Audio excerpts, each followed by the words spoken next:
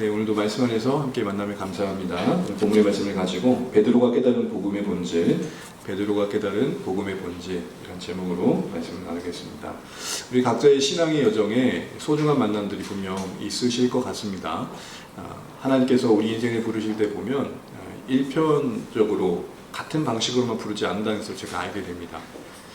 신학교 갔을 때 참 놀랐던 것 중에 하나가 여러 간증들이 있잖아요. 저는 간증의 축도 속하지 않을 버라이어티인들이 참 많더라고요. 몇몇 분 중에는 영화실까지 갔다가 죽은 줄 알고 영화실 갔다가 거기서 눈 뜨고 일어나가지고 신학하신 분도 계셨습니다. 여러 가지 사연들이 있는 거죠. 그런데 여러분 만남 속에 특별히 여러분에게 복음을 전해줘서 인격적으로 예수님을 영접하는 데 도움을 줬던 분들, 그리고 그 이후에 여러분의 신앙이 자랄 수 있도록 양육해 주신 분들, 여러분 삶에 아마 오래 기억되실 겁니다.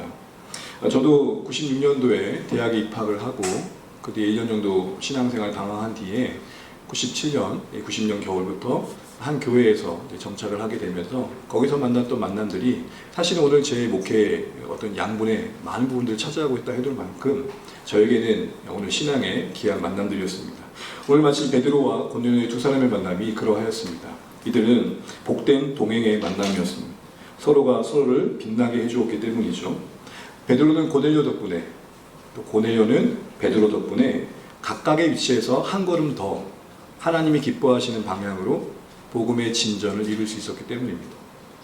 베드로 입장에서는 고넬료 덕분에 복음의 새로운 본질을 깨닫게 됩니다. 자신이 알고 있는 복음 안에 품을 쓰는 범위가 깨어지고 더 넓혀집니다. 지평이 넓혀집니다. 고넬료는 베드로 때문에 복음을 분명히 듣게 되고 예수 그리스도를 영접하고 하나님의 백성에 참여하게 됩니다. 베드로는 고넬료에게, 또 고넬료는 베드로에게 각각에게 필요한 하나님의 손길로 쓰여지게 된 것이죠. 에베소서 2장 22절 말씀에 보게 되면 하나님이 우리를 부르셔서 하나님이 거하실 만한 성전을 지어가는 데 있어서 우리를 서로 함께하게 하셔서 이렇게 하신다고 말씀합니다. 함께 지어져 가게 하신다. 예수 안에서 우리가 함께 모여서 지어져가는 모습이 오늘 이 베드로와 고넬료의 모습이고 우리가 여기서 또 경험하며 기대해야 할 모습인 것이죠. 그런데 오늘 이 베드로가 깨달은 그 본질, 고넬료의 만남 속에서 그가 그동안 가지고 있었던 어떤 신념과 편견이 깨어지고 새롭게 직면하게 된 복음의 본질은 뭘까요? 34절을 보시게 되면 그는 그가 깨달은 복음의 본질을 단 한마디로 이렇게 고백합니다. 참으로 나는 하나님이 사람의 외모를 보지 않으신다는 것을 깨달았다. 알게 되었다가 아니라 참으로 깨닫게 되었다는 것을 좀 주목해 보십시오.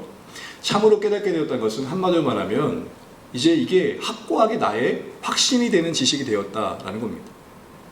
우리가 들어서 알게 되는 것들 있잖아요. 서당계 3년이면 뭘 울는데요. 그런 정도의 지식 정도로 우리는 안다라고 할 수도 있고 또 여러 가지 내가 나름대로 노력해서 얻게 된 지식들도 안 나올 수 있을 텐데 오늘 여기 참으로 깨닫다는 말은 뭐냐면 이후로는 나에게 확고하게 의심 없이 받아들이는 어떤 알미 되었다 이렇게 말하고 있는 것입니다.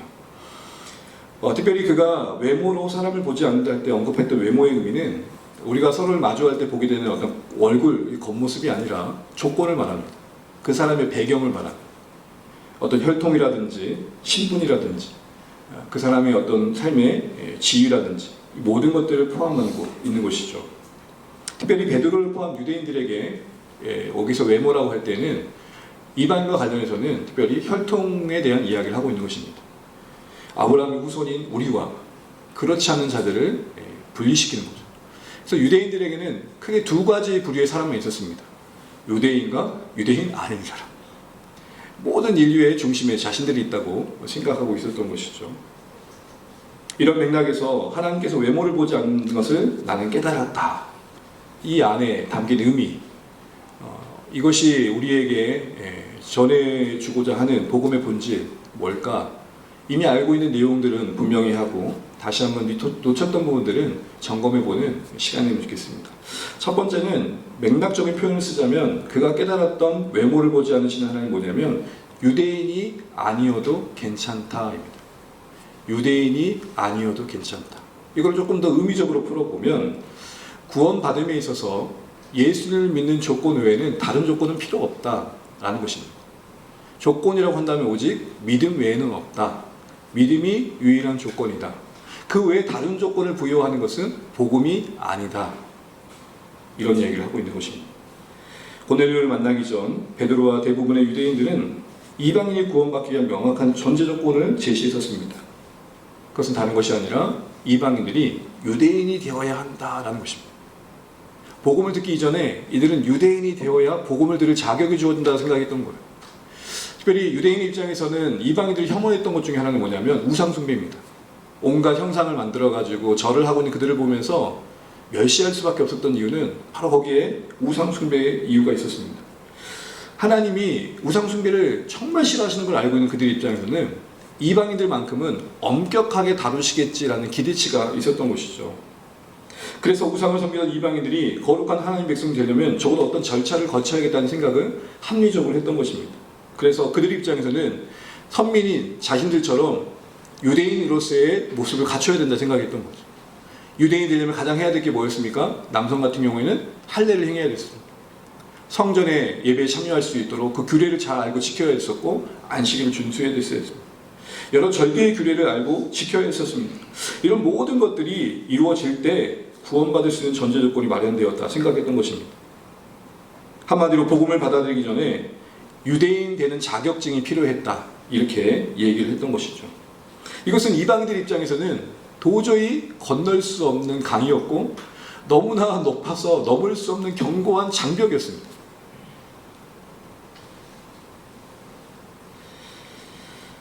그런데 하나님은 오늘 사람의 힘을 보지 않는다고 지금 바라고 있는 것입니다. 35절 보면 베드로가 깨닫는 뒤에 그런 말을 하고 있죠. 각 나라 모든 민족 가운데 다 받으신다. 하나님을 경외하고 의를 행한 자를 다 받으신다. 각 나라와 다 받으신다는 표현을 보십시오.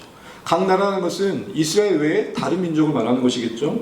다시 말해 이스라엘 뛰어넘는 모든 민족 속에서 하나님이 구원을 베푸시는 것을 말하는 겁니다. 다 받으신다는 것은 영어로 굳이 말하자면 웰컴을 말합니다.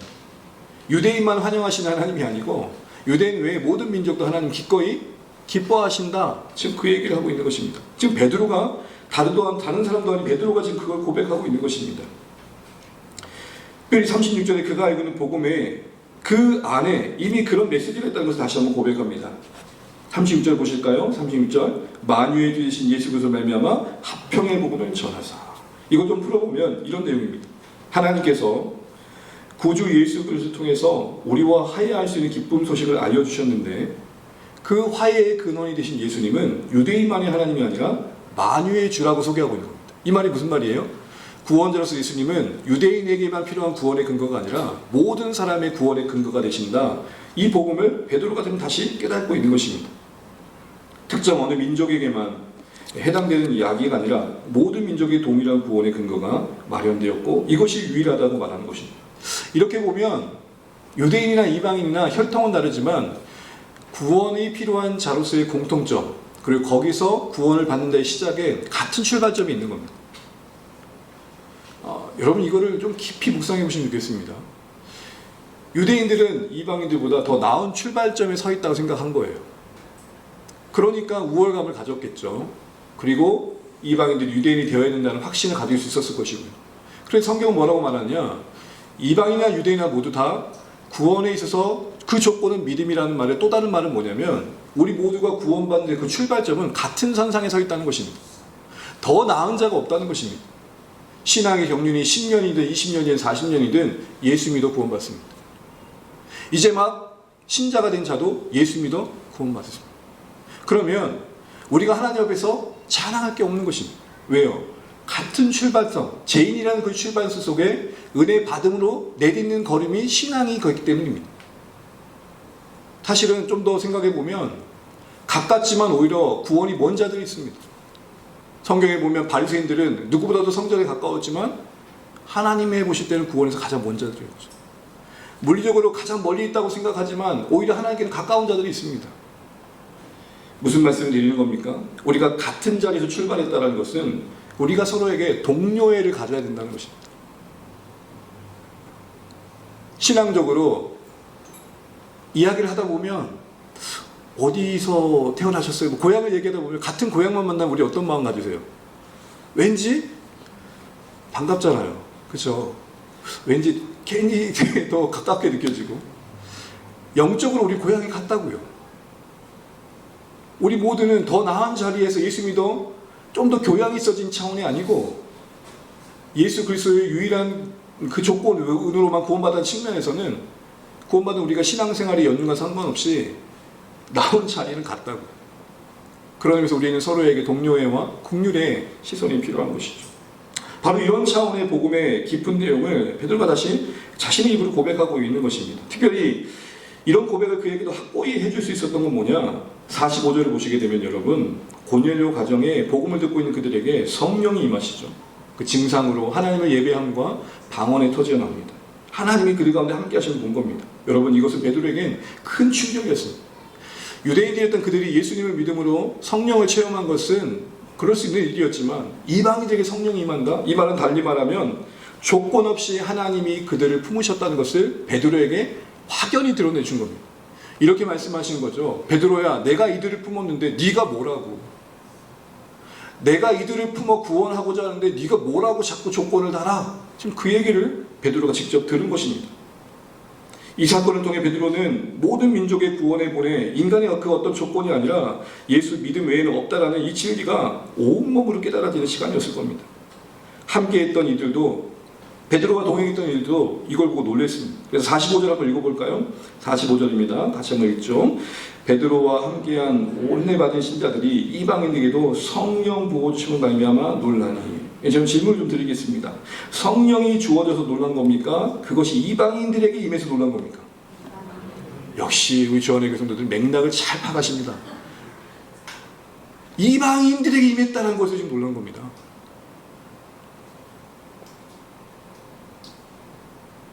왜 하나님은 이방인들에게 성령이 임하는 것을 골수 할례를 행했던 유대인 신자들, 골수 유대인 신자들에게 보여주셨을까요? 너희들 앞에 있는 이 이방인들에게 특별한 조건을 부여하지 말아라는 거예요. 내가 이들을 안음으로 속하고, 내가 유대인은 너희들도 성령으로 구원하였듯이 이들에게 동일하게 내가 일하고 있다. 이걸 보여주시는 거죠. 그렇습니다, 여러분. 외모로 보지 마라. 유대인이 아니어도 괜찮다는 말의 의미는 하나님이 보시는 구원의 조건은 믿음이라는 것이고, 결국 이건 달리 말하면 예수 믿는 외에 다른 조건이 없는 은혜라는 것입니다. 다른 조건이 요구되어지지 않는 은혜라는 것이고, 또한 차별 없이 주어지는 구원이라는 것입니다. 이것은 우리에게 놀라운 자유를 줍니다. 여러분, 만약에 예수님 믿는 것 외에 우리가 무언가를 더 해야 한다면 그 조건은 우리를 속박할까요? 자유케 할까요? 끝없이 우리를 속박할 것입니다. 왜요? 얼마만큼 해야 되냐는 거죠. 만약 예를 들어서 여러분, 선행을 통해 우리가 구원받는다는 길이 열렸다고 칩시다.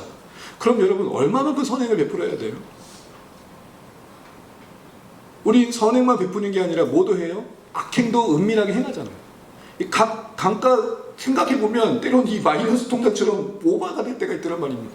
이렇게 되면 우리의 신앙은 많이 힘들 것 같습니다. 그 조건에 속박되어서 노예처럼 살 것 같습니다. 그러나 우리는 잘 알고 있죠. 예수 믿는 외에 다른 조건 없다는 이 복음의 자유가 우리에게 주어진 건 말이죠. 그런데요, 그런 침에도 불구하고 우리도 모르게 은연중에 신앙생활에 여러 조건을 덧붙이는 경우들을 보게 됩니다. 잘 들어보십시오. 이런 방식으로 찬양해야 하나님이 더 영광 받으신다. 여러분, 손을 들고 찬양해야 하나님 더 기뻐하실까요? 두 손 가슴에 모으고 해야 더 기뻐하실까요? 여기 답을 하시면 안 되십니다, 지금. 여러분, 교회에서 이런 말도 들어요. 이 정도의 수준의 헌신과 섬김은 해야 진짜 신자다. 우리가 속한 교단과 그 교리의 가르침만이 진짜 구원의 길이다. 그러니 우리 교단에 들어와야 된다. 저 정도 이 정도의 윤리적인 삶을 살아야 신자라고 할 수 있지 등등 그런 다양한 이야기를 듣습니다. 맞지만 참 헷갈리는 말들이 무엇이냐면 그럼 이런 생각이 듭니다. 그런 조건을 뒤밀었을 때 우리 정말 구원받았다고 말할 수 있겠는가 하는 것이죠. 이것은 마치 이방인에게 요구되었던 또 다른 조건들처럼, 당시의 그런 조건들처럼 오늘 이 시대에 우리 가운데 요구되어지는 복음의 본질을 자칫 왜곡할 수 있는 조건들인 것입니다. 더 쉽게 한번 예를 들어보죠. 우리 아이들이 만약입니다. 어렸을 때부터 무엇을 해야만 부모님에게 사랑받는다는 것이 학습됐다고 치죠. 받아쓰기는 적어도 5개 이상은 맞아야 밥을 먹고, 수학 문제는 적어도 2개 이상 틀리지 않아야 엄마가 안아주고, 계속 그런다 생각해 보세요. 여러분, 이 아이는 뭘 배울까요? 조건 속에 조건이 채워져야 사랑을 받을 수 있다는 걸 알게 될 겁니다. 그럼 이게 하나님과 우리의 관계를 생각해 보자는 거죠. 만약 하나님과의 우리의 관계가 근본적으로 시작되는 그 관계가 우리의 그 어떠함의 결과로 좌지우지 된다면 그게 하나님께서 기대하시는 모습이겠냐는 거예요. 만약에 부모가 그럴 의도는 없었지만 그런 상황 속에서 아이가 오해해서 우리 엄마는 그런 조건을 내미는 분이구나, 우리 아빠는 그런 분이구나 생각하고 그대로 자꾸 그런 노력을 하려고 한다면 그걸 바라보는 부모의 마음은 얼마나 애잔할까요? 그게 아닌데, 넌 너로 족한데 자꾸 뭘 해서 부모 앞에 어여삐 여기는 자녀 되려고 하는 몸부림 자체가 부모에게는 참 속상할 것입니다. 바로 이런 차원에서 우리는 이 시대의 신앙생활 속에 은밀히 자리 잡은 이 조건에 대해서 다시 한번 생각해 볼 필요가 있습니다. 물론 우리는 그렇게 극단적인 조건을 제시하지는 않을 겁니다. 그러나 예수님 외에 무언가를 도한다는 것은 다른 복음으로 갈 여지가 높습니다. 예를 들어서 여러분, 예수님 외에, 예수님의 말씀 외에 다른 성경이 필요하다고 말하면서 몰몬경을 얘기하는 교단이 있죠. 예수님 외에 다른 구원자를 믿어야 된다고 교주를 이야기하는 데가 있죠. 이런 게 다 이단이고 다른 복음 아닙니까? 그런 정도는 아니라 하더라도 우리 안에 은밀히 신앙의 생활 속에 하나님과의 관계의 근거에 자리 잡은 조건화되어 있는 것들이 있더라는 것입니다. 근데 여러분, 이거 아셔야 됩니다. 조건과 열매는 다른 것입니다.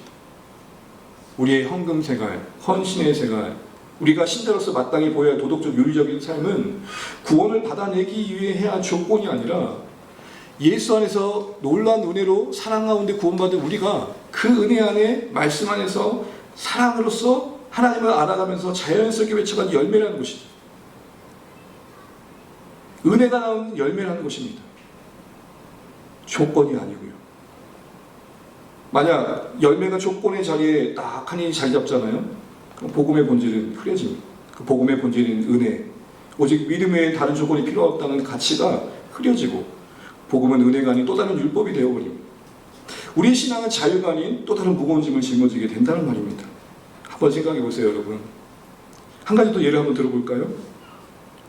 우리가 헌금생활, 봉사생활 하면서 헌금생활, 봉사생활 많이 해야 구원이 주어지는 건 아니란 걸 알아요. 그럼에도 불구하고 우리는 은연중에 내가 충분히 헌신하지 못한 것들이 하나님과 나와의 관계 속에 걸림돌이 되어질 때가 많아요. 구원의 은혜를 깨닫는 만큼 감사의 마음을 담아서 헌신하고 수고하고 사랑하면 될 텐데 우리는 역으로 충분히 하나님 앞에 행하지 못한 것들에 대해 스스로를 정죄할 때가 많더라는 것입니다. 주의 성수 하나님 앞에서 귀하게 여기며 잘 해야 돼요. 근데 여러분, 주의 성수를 잘 해야 구원받은 것입니까? 주의 성수는 귀합니다. 예배하는 자리는 소중합니다. 근데 그렇게 해야 구원받는 겁니까? 아니죠. 구원받는 자가 이제는 이 주일이 귀하게 여겨져서 하나님을 사랑하는 마음으로, 구원에 감사한 마음으로 예배하는 것이죠. 그래서 여러분, 우리는 주일을 섬기는 게 아니라 주님을 섬기는 인생들입니다. 주일을 섬기는 게 아니라, 이 나를 섬기는 게 아니라 주님을 섬기는 자들임을 알아야 돼요. 어떤 활동을 섬기는 자들이 아니라 우리는 그걸 통해 하나님을 향한 사랑을 고백하는 거고 진심을 고백하는 것이죠. 그래서 여러분, 갈라디아서 5장 2절에 당시에 그릇된 다른 복음에 휘둘렸던 성도들에게 바울은 이렇게 말합니다. 이 현대어 성경인데 이 화면을 보시면서 같이 한번 읽어보겠습니다. 갈라디아서 5장 1절입니다. 함께 읽죠. 시작. 이처럼 그리스도께서는 우리를 해방시켜 자유의 몸이 되게 하셨습니다. 그러니 이제 여러분은 이 자유를 잘 보존하고 다시는 율법에 묶인 노예가 되지 마십시오. 아멘. 무언가를 하는 게 잘못이겠습니까? 문제는 뭐냐면 그 무언가를 하는 것을 근거로 하나님과 자꾸 여러분과의 관계를 만들어 가는 게 문제인 것입니다. 여러분, 평생 잊지 말아야 할 중요한 진리는 뭐냐? 구원은 예수 그리스도의 믿음으로 이루어지는 것입니다. 이 말은 우리는 그리스도 안에 있다는 것입니다. 넘어져도 예수 안에서 넘어지는 것이고 자빠져도 예수 안에서 자빠지는 겁니다. 거기서 다시 일어나면 되는 것입니다.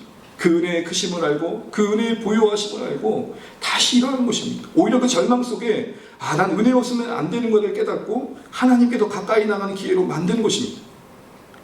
면목없고 부끄럽고 수치스럽고 염치 없어요, 이런 표현은 사실은 복음과는 거리가 먼 표현들입니다. 주저앉았지만 염치 없지만 다시 일어날 줄 아는 뻔뻔함이 오히려 은혜에 가까운 것입니다. 원래 우리는 처음부터 자격이 없었습니다. 우리는 원래부터 하나님이 그런 줄 알고 부르신 겁니다. 로마서 5장 8절에도 우리가 아직 죄인 되었을 때에, 이 말을 우리식으로 표현하자면 우리 꼬라지가 그런 줄 아시고, 우리 보통 만난 다음에 이렇게 말을 하죠. 너 그런 줄 몰랐어. 네가 그런 줄 알았으면 여기까지 안 왔지. 뭐 이런 얘기 한단 말이에요. 근데 하나님과 우리 관계에 그렇지? 오히려 이렇게 말씀하신 거예요. 내가 그런 줄 알고, 네가 그런 줄 알고 너를 그런 줄 알면도 불구하고 사랑했고, 그렇기 때문에 너는 내 사랑이 필요한 인생이야, 이렇게 말씀하고 계시는 거죠. 그러게 사랑하는 여러분, 외모로 보지 않으면 깨달았던 이 베드로의 고백이 우리에게 오히려 다시 놀라운 자유로, 복음 안에서 누릴 수 있는 그 자유가 무엇인지를 생각하는 시간이면 좋겠습니다. 더 나아가 혹시 우리는 은연중에 나도 모르게 또 어떤 신앙의 행위를 조건화해서 열매로 맺혀야 할 것들을 조건화해서 하나님과 관계를 오히려 더 무겁게 만들고 부분은 없는지 생각해 보시면 좋겠습니다. 구원은 오직 예수 그리스도를 믿음으로 주어진 은혜 결코 잊지 마시고, 여기에 뭔가를 더하려고 하는 것, 그것 자체가 우리가 은혜되지 못하게 하는 것임은 잊지 마십시오. 은혜는 우리를 자라게 할 것입니다. 은혜는 우리를 성숙하게 할 것입니다. 은혜는 우리의 자신을 뛰어넘는 열매를 반드시 맺게 할 것입니다. 그러니 우리가 해야 될 것은 힘을 주는 게 아니라 오히려 힘을 빼는 것. 용 쓰는 게 아니라 나는 진짜 하나님의 도우심 가운데 살아가야 되는 걸 깨닫고 주의 은혜 안에서 애쓰는 것입니다. 여러분, 보통 운동하다 보면 운동의 종목은 다르지만 보통 다 강사들이 하는 말이 있어요. 뭐라 그러죠? 고객님 힘 빼세요. 이렇게 어깨 힘 빼세요. 힘 빼란 이유가 뭘까요? 보통 여러분 수영할 때 힘을 주면 가라앉을까요? 뜰까요? 가라앉는데요. 오히려 더 힘을 줄수록 우리는 자유로부터 멀어지는 것이죠. 이제 이러한 첫 번째 외모로 보지 않음의 의미에 이어서 우리는 또 한 가지 생각할 것이 있는데요. 그 두 번째는 유대인이라고 자동 구원이 있는 건 아니라는 것입니다. 이 말은 겉모습이 아닌 중심을 보신다라는 것이고, 하나님께서 중히 여기시는 게 우리 중심에 있다는 것입니다. 여러분, 하나님께서 외적인 조건을 보지 않으신다는 베드로의 깨달음엔 양날의 검이 있습니다. 앞서 우리는 유대인이 아니어도 괜찮아 라는 말이잖아요. 이 말은 동전의 앞뒤처럼 뒤집어 보면 이건 또 어떤 말이에요? 유대인이라 하더라도 자동 구원이 임하는 건 아니야 라는 겁니다. 유대인이 아니어도 괜찮다는 말은 유대인이기 때문에 당연히 주어진 것 또한 아니라는 것이죠. 조건 없는 은혜로 얻은 구원을 알고 있는 우리 입장에서는 오늘 이 유대인이라고 해서 자동 구원이 임하는 건 아니라는 말이 그렇게 와닿지 않을 수 있을지 모르겠습니다. 그러나 정작 유대인 신자 입장에서는 이 유대인이라는 사실은 진짜 그들에게는 놀라운 특권의식을 갖게 했었습니다. 그러니까 어느 정도냐면, 유대인이기 때문에 우리는 예수를 믿어 구원받는 것은 예수 안에 그게 은혜로 주어진 것에도 불구하고 유대인이라는 것 때문에 우리는 더 큰 복을 받은 자리에 있다는 생각을 했다는 것입니다. 당연시 여겼다는 것이죠. 바로 그런 자들에게 오늘 외모로 사람을 보지 않는다, 유대인이라서 자동적으로 구원은 건 임하는 건 아니다, 이 깨달음은 오히려 경고와 도전이 될 수 있었습니다. 착각하지 말라는 것이죠. 그래서 오늘 베드로는 35절에 깨달은 내용을 말하면서 이렇게 말합니다. 각 나라 중 어떤 사람이요? 하나님을 경외하며 의를 행하는 사람. 하나님을 경외하며 의를 행하는 사람. 여기는 어떤 율법의 준수의 언급이 있지 않습니다. 이것은 어떤 외적 행위라기보다는 마음의 영역에서, 가치의 영역에서 변화된 것의 모습을 말하고 있는 것입니다. 중심으로 하나님을 경외하고 그로 인해 맺혀진 삶의 열매이기 때문입니다. 이것은 단순히 율법의 조항을 지킨다고 얻을 수 있는 열매가 아닙니다. 여러분, 이스라엘 역사를 보십시오. 주구장창 그렇게 율법을 지키고 있지만 하나님을 경외한 열매를 충분히 맺었던가요? 오죽했으면 남유다가 포로로 잡혀가 멸망을 했습니까? 그렇게 율법을 지켰지만 정작 그들 안에 하나님을 경외함이 만들어지지 않았단 말입니다. 이것은 예수님을 믿고 거듭난 새롭게 된 인생들이 경험해가는 변화의 또 다른 말인 것입니다. 그러니까 결국 베드로는 뭘 이야기하고 있냐면, 유대인이라 할지라도 그 은혜의 복음을 경험한 진정한 삶의 내면의 변화가 있지 않다면 그것은 구원으로부터 가까운 게 아니다. 그 얘기를 하고 있는 것입니다. 그러니 정작 유대인 신자 입장에서는 이방인들에게서 손가락질만 할 게 아니라 정작 자신들을 좀 돌아볼 필요성이 있다는 것을 베드로가 지금 깊이 깨닫고 있는 것입니다. 결국 하나님이 보시는 건 어떤 행위가 아니라 복음이 우리 마음에 일으킨 변화이기 때문이죠.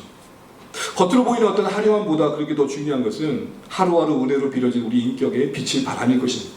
더뎌 보일지 모르지만 주님을 만나고 주님 앞에 엎드리고 날마다 하나님과 교제하면서 실패와 넘어짐을 반복하는 가운데 어느새 내 안에 자리 잡은 신앙의 성품과 인격들이 더 하나님 보실 때 귀한 것임을 알아야 된다는 것을 베드로가 깨달았다는 것입니다.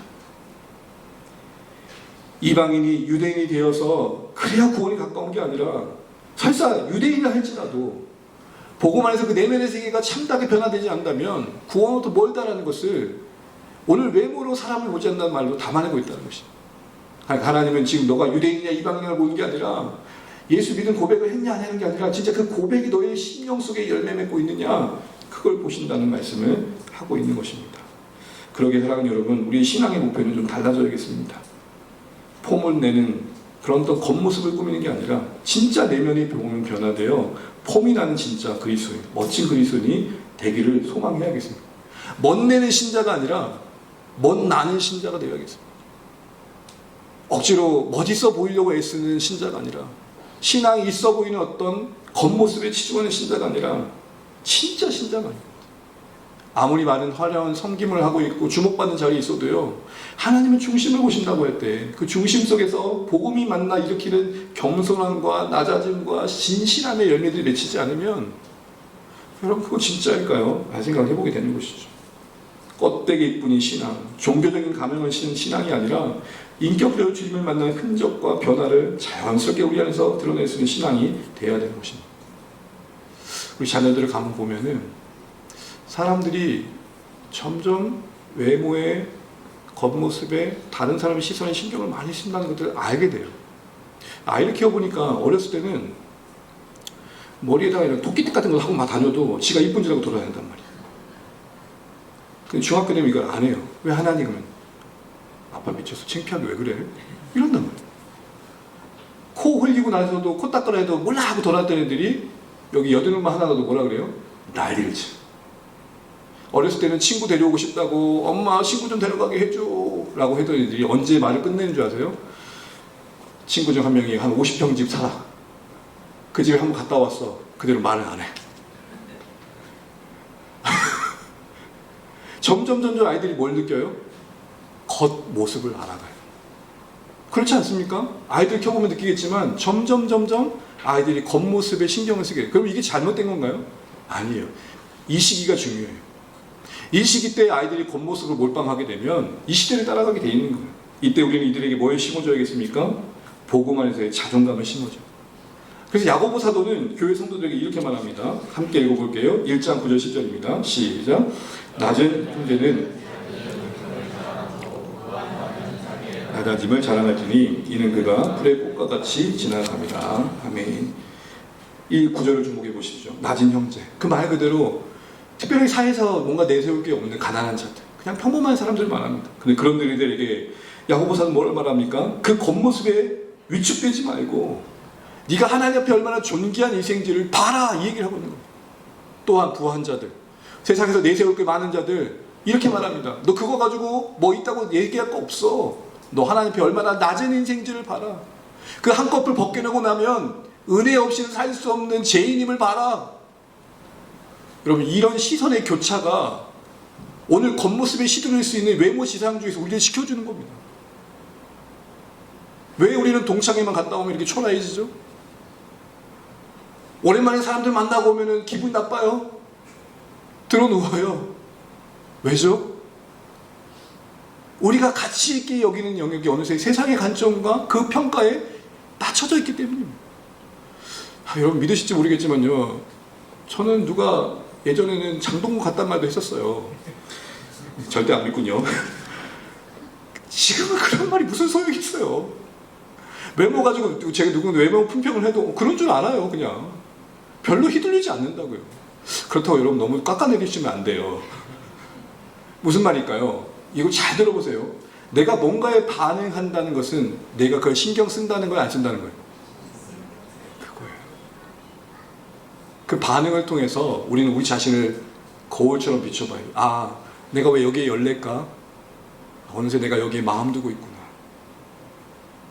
하나님 앞에서 우리 내면의 세계가 복음의 온전한 자신감으로, 당당함으로, 자존감으로 충만하지 않으면 우리 인생이 말하는 그 어떤 겉모습의 평가로 휘둘리게 되고 그거 얻어내려고 허비하게 되는 것이죠. 애들만 그럴까요? 어른도 마찬가지예요. 끊임없이 세상 기준에 우리 영향을 받아 살아가잖아요. 근데 우리는 거기에 속지 말아야 된다. 그 세상의 평가의 잣대에 속지 말아야 된다는 겁니다. 여러분, 저는 이 말이 깊이 와닿아요. 남는 건 사람이다. 남는 건 사람이고 남겨지는 건 사랑이다. 그렇게 화려했던 것들 흔적 없이 사라지잖아요. 그렇지 않던가요? 한때 유명했던 영화배우들 보세요. 나의 그 세월에 거스를 수 없는 무너짐을 어떻게 이겨내요? 여러분, 평생 기억하시면 좋겠습니다. 남는 건 사람이고요, 남겨지는 건 사랑이에요. 더 내면의 가치에 하나님 보시는 것에 잇대어 사는 것이 복이라는 말입니다.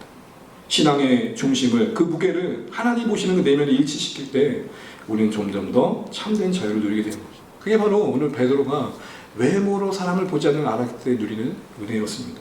마지막으로 오늘 베드로가 얘기하는 것은 유대인은 선민이 아닌 복을 전하는 성민으로 부름받았다는 것을 알게 되었다는 것입니다.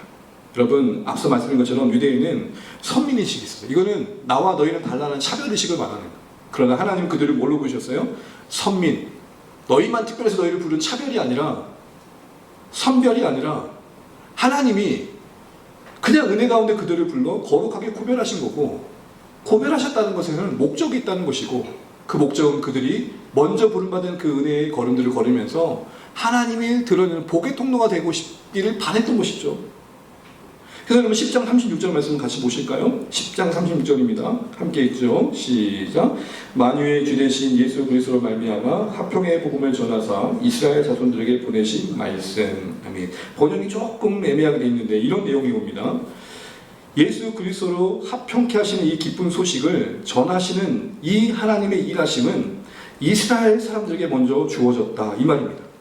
시작은 이스라엘이었다, 이 말인 것입니다. 오늘 왜 베드로가 이 이야기를 다시 꺼내고 있는 걸까요? 이제껏 자신들은 유대인으로서 신자 되었다는 사실에 머물러 있었지, 그래서 이방인과 다르다라는 그 어떤 가치의 우월함만으로 자신의 선민의식에 있었지 그 부르심의 의미를 몰랐다, 이 말입니다. 선민은 알았는데, 선민으로 스스로는 여겼는데, 성민으로 스스로 여기면서 왜 자신들을 부르신 그 목적이 있는지를 생각하지 못했다는 것이죠. 오늘 베드로는 그래서 이렇게 얘기하는 것입니다. 복음은 구약의 예언을 따라서 1차적으로는 이스라엘에게 먼저 주어졌습니다. 그러나 이스라엘에게만 주어진 건 아니라는 걸 알아야 됩니다. 복음 안에는 만유가 담겨 있습니다. 유대인만 담겨 있는 게 아니라는 것이죠. 결국 하나님이 기대하신 대로 이스라엘을 먼저 부름받아서, 왜 예수님이 조선 땅에 오지 않으시고 팔레스타인 그 가나안 땅에 오셨을까요? 예? 모르죠. 하나님께서 그렇게 하신 이유를 모르죠. 그러나 섭리상 이스라엘 통해 그 역사를 시작하신 겁니다. 그것은 어떤 우열도, 그 어떤 우월함도, 특별함도 아니라 하나님의 섭리입니다. 먼저 부름받은 거 하나님의 섭리이고, 더 나아가 소명입니다. 한 가정 안에 아직 복음화되어지는 가정에 먼저 예수님 믿으신 분들 계시죠? 그분들은 하나님께서 그 사람이 더 낫다 부르신 차원보다는 먼저 부르셔서 소명을 주신 것이죠. 바로 그런 차원에서 이스라엘은 자신들의 외모에 흠뻑 빠져 소명을 잃은 채 살아가는 것들이 아니라 그들을 왜 그렇게 부른지를 깊이 깨달아야 했다는 것입니다.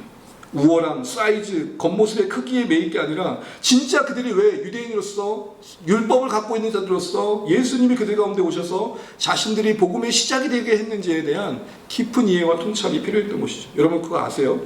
구약의 이스라엘 가문을 보면은 하나님께서는 기업을 주셨지만 기업을 지키라고 하셨지 기업을 확장하라고 하신 적은 한 번도 없어요. 땅을 주셨는데 이스라엘 백성들에게 각자의 땅의 크기를 가지고 비교하게 하신 게 아니라 주어진 그 땅을 지키는 게 그들에게 소명이었다고요. 무슨 말입니까? 유대인들의 입장에서는 이스라엘이라는 그 선민의식 속에서 우리 얼마나 대단한 민족이지 않아? 그 어떤 사이즈로 말하고 싶은 욕망이 있었을지 모르지만 애초에 그들의 DNA는 뭐냐면 사이즈가 아니라 소명으로 부름받은 것이 말아야 된다. 그러니까 지키는 삶이었던 거예요.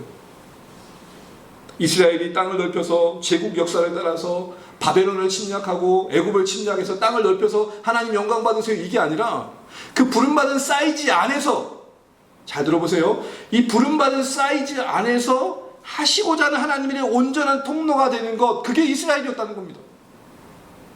여러분, 이스라엘은 정복 역사가 아니었어요. 오히려 이스라엘은 하나님 앞에 항복해야 할 역사였어요. 기업을 키우는 게 그들의 소명이 아니라 주어진 기업 안에서 하나님의 뜻을 드러내어서 시작이 되는 게 그들의 소명이었어요. 축복의 시작, 복음의 시작, 제사장 나라 되는 게 하나님께서 소명이었던 거죠. 베드로가 그걸 깨달은 거예요. 아, 우리가 놓쳤다. 우리가 유대인이라는 사실에 흠뻑 빠져 있었지, 유대인이라는 이 복, 그럼 유대인은 그 복 아닙니까? 율법이 있고 모세가 있고 아브라함이 있으니까 축복이죠. 여기에 더해진 복음, 너무나 놀라운 복을 받은 게, 이게 내가 흠뻑 젖어 내가 나만의 취할 것들이 아니라 누군가에게 흘려보내라고 주신 복이구나를 그때 깨달은 것입니다. 그러면서 그 얘기를 했던 겁니다. 이스라엘에게 주신 말씀, 이것은 결국 시작이 되어 흘러가야 할 말씀이었다는 것이죠. 여러분, 이런 안목과 깨달음은 우리의 삶에도 적용해 볼 때 우리 자신을 다시 한번 책임 있게 하는 것들을 느끼게 됩니다. 소명과 사명의 관점에서 우리 인생을 보는 것은 우리 삶을 다시 한번 해석하는 중요한 틀이 된다는 것입니다. 여러분, 우리 가운데 먼저 믿으신 분들 계시죠? 여러분의 신앙의 시작은, 하나님께서 섭리 가운데 시작하신 그 시작은 어떤 우월과 특권의식을 가진 그 무엇도 아니라 섬기라고 주신 자리라는 것을 잊지 마셔야 됩니다. 교회적으로도 여러분, 우리가 신경 쓸 것은 확장이 아니라 우리에게 주신 사이즈 안에서 충분히 하나님의 통로가 되고 있느냐에 있어야 됩니다. 그러면서 하나님 주시는 복락들을 따라 섬겨가는 것이죠. 우리 인생 중에 여러분, 우리 공동체를 통해 하나님께서 펼쳐가실 구원의 역사에 대한 전망과 기대가 그렇게 우리 가운데 이제 좀 돌아볼 필요가 있습니다. 저 한 인생을 두고 생각해 볼 때 그렇습니다.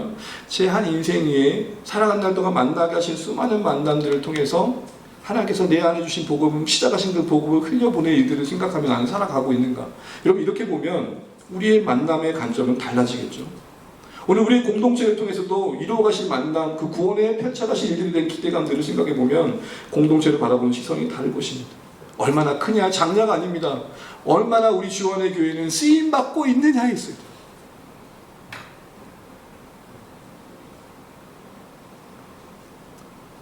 유대인들은 우리 유대인이야에 빠져 있었단 말입니다. 우리도 그럴 수 있다는 것이죠. 우리는 사명과 소명의 관점에서 우리의 현위치를 헤아릴 필요가 있습니다. 이걸 신실하게 감당하기 위해서 우리도 먼저 누군가의 수고를 통해, 복음 전도를 통해 은혜를 받은 수혜자임을 기억할 필요가 있습니다. 누가 전해주지 않았다면, 누군가 기도하고 섬겨주지 않았다면 받을 수 없었던, 나도 복음이 필요했던 자리에 있었던 인생이었으면 되뇌일 필요가 있습니다.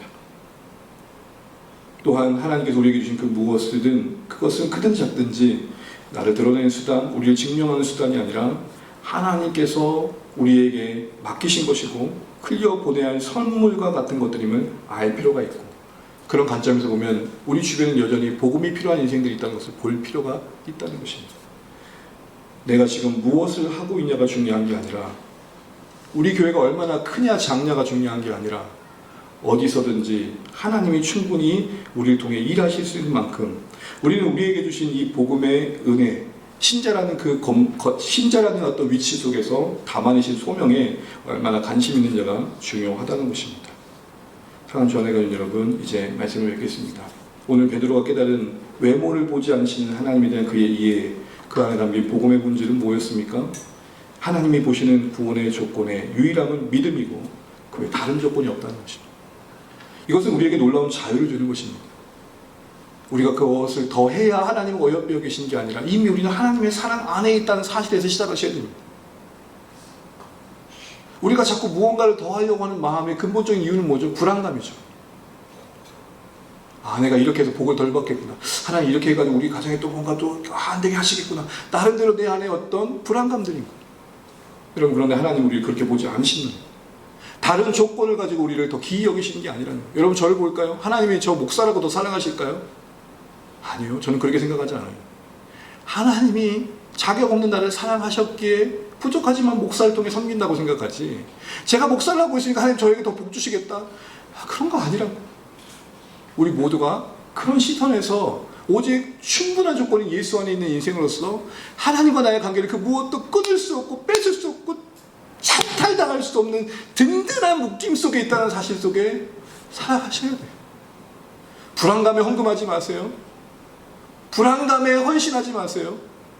이거라도 안 하면 복받지 못할까 봐 하는 그런 생각들 때문에 그 무엇을 하지 마세요. 그거 복음 아니에요.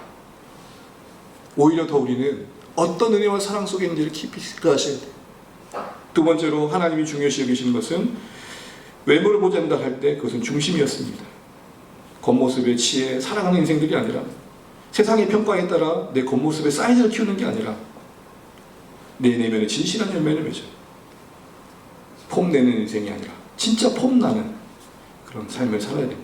마지막으로 하나님 정말 크게 여기시는 것은 우리의 어떤 겉모습이 아니라 우리의 구별된 삶에 의해서의 그 역할, 사명을 잘 감당하고 있느냐에 있다는 것을 잊지 마십시오. 이런 것들을 우리가 주의할 때 우리는 비교와 평가 속에 초라해지지 않을 것입니다. 이런 것들을 우리가 기억할 때 급하게 내 겉모습을 꾸미려고 애쓰지 않을 것입니다. 이런 것을 우리가 주목할 때 지금 내가 어디에 있느냐보다 이곳에서는 하나님 뜻을 이루느냐를 더 묻게 될 것입니다. 얼마나 내가 주목받는 중심에 있느냐가 성공이 아니라, 여러분 이거 평생 기억하시면 좋겠습니다. 내가 얼마나 주목받는 자리에 있느냐, 나 유대인이야, 이게 성공이 아니라 어디 있든지 그곳에 하나님이 중심이 되게 하는 것이 성공인 줄 압니다. 외부로 보지 않는다는 말 속에 바로 그게 있는 것입니다. 나 유대인이야? 그게 뭐? 거기에 우리는 콧방귀 낄 줄 알아야 돼요. 나 이만한 일을 했어. 그래서 어떻는데? 여러분 오히려 어마무시한 것을 이뤘는데 그게 다 하나님을 위해 쓰여지지 않는다? 그거 오히려 복이 아니라 저주예요. 있는 자는 더 하나님께서 물으실 것이기 때문입니다. 반대로 없다고 초라할 필요가 없어요. 왜요? 하나님은 사이즈를 보시는 게 아니라 그 초라하다 여겨진 그곳에서 너는 나를 얼마나 드러내고자 했니를 보시는 거니까. 오늘 이런 안목에서 우리를 보면, 야, 외모로 사람을 보지 않는 하나님이 얼마나 감사한지, 고마운지, 우리 이 하나님을 바로 아시고 우리 삶에 바르게 적용하셔서 우리도 하나님 외모로 보지 않으신다는 이 사실에 담긴 복음과 신앙의 본질을 바르게 붙들고 승리의 걸음을 걸어가실 수 있기를 주의 이름으로 축복합니다.